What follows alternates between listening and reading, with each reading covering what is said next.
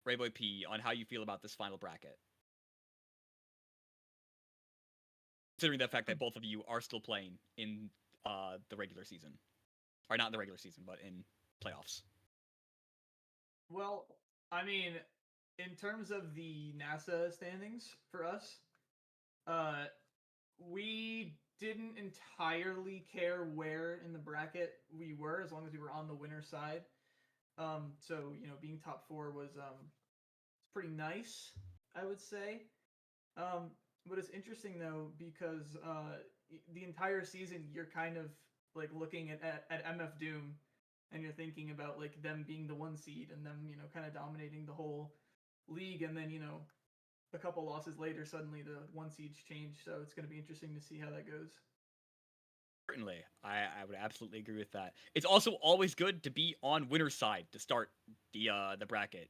It's nice to get that little breathing room in there. Unlike what's going to happen with Polar Cortex or whoever qualifies in the tiebreakers, tugging at the collar. Yeah. Rayboy P, how are you feeling about your upcoming match, probably against scriptwriters? Yeah, so against scriptwriters, I feel like it's going to be pretty tough because when we played them, they didn't have Sovereign in. They had a sub in for him. So we're definitely going to be like focusing on winning that match a lot, prepping for it. And then assuming we do win it and assume we're going against Weasel Furts again, I think we've definitely improved since the last time we played them. But again, that's going to be another uphill battle. I'm definitely excited for it.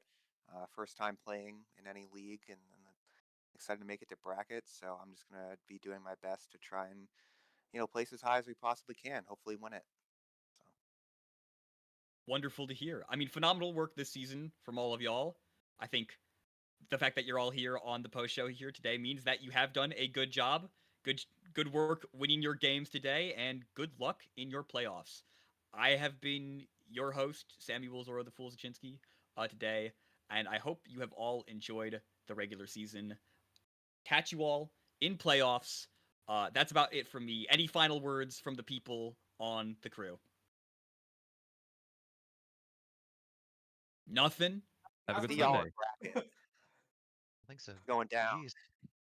Jeez. All right. Well, then, that's about it.